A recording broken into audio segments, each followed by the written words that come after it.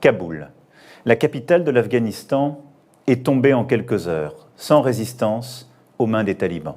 Bon nombre d'unités de l'armée française sont passées dans ces vallées durant ces 13 années. Légionnaires, tirailleurs, marsouins, chasseurs alpins, marins, aviateurs. Et c'est à eux que je tiens d'abord ce soir à m'adresser. À ceux qui ont combattu, aux familles de ceux qui sont morts ou ont été grièvement blessés. Nous n'oublierons pas nos soldats. Nous n'oublierons pas nos morts. L'urgence absolue est de mettre en sécurité nos compatriotes, qui doivent tous quitter le pays, ainsi que les Afghans qui ont travaillé pour la France. Nos ressortissants ont été progressivement évacués en anticipation ces dernières semaines. Nous sommes en contact avec tous les Français qui veulent rejoindre le sol national, qu'ils se trouvent à l'aéroport militaire, à l'aéroport civil ou sur le site historique de l'ambassade où la situation demeure préoccupante. Les opérations sont conduites depuis plusieurs années pour accueillir en France les personnels civils afghans qui ont travaillé pour l'armée française ainsi que leurs familles. C'est notre devoir et notre dignité de protéger ceux qui nous aident. De nombreux Afghans, défenseurs des droits, artistes, journalistes, militants sont aujourd'hui menacés en raison de leur engagement.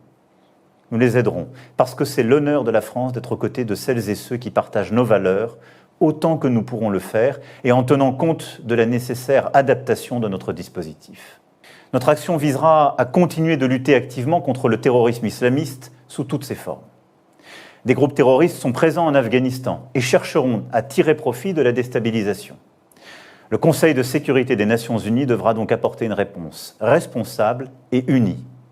J'ai échangé sur ce point avec le Premier ministre Johnson et nous prendrons des initiatives communes dans les prochaines heures. Le retour de la stabilité passera par une telle action politique et diplomatique au sein du Conseil de sécurité. L'Afghanistan ne doit pas redevenir le sanctuaire du terrorisme qu'il a été. C'est un enjeu pour la paix, la stabilité internationale contre un ennemi commun, le terrorisme et ceux qui le soutiennent. La déstabilisation de l'Afghanistan risque également d'entraîner des flux migratoires irréguliers vers l'Europe. La France, comme je l'ai dit, fait et continuera de faire son devoir pour protéger celles et ceux qui sont les plus menacés.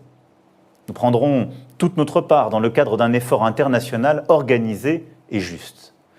Mais l'Afghanistan aura aussi besoin, dans les temps qui viennent, de ses forces vives.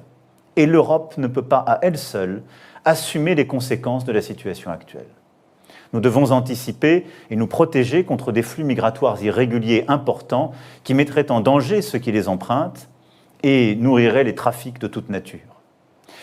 Nous porterons donc, en lien avec la République fédérale d'Allemagne, et je me suis entretenu il y a quelques instants à ce sujet avec la chancelière Merkel et avec d'autres États européens, une initiative pour construire sans attendre une réponse robuste, coordonnée et unie, qui passera par la lutte contre les flux irréguliers, la solidarité dans l'effort, l'harmonisation des critères de protection et la mise en place de coopération avec les pays de transit et d'accueil.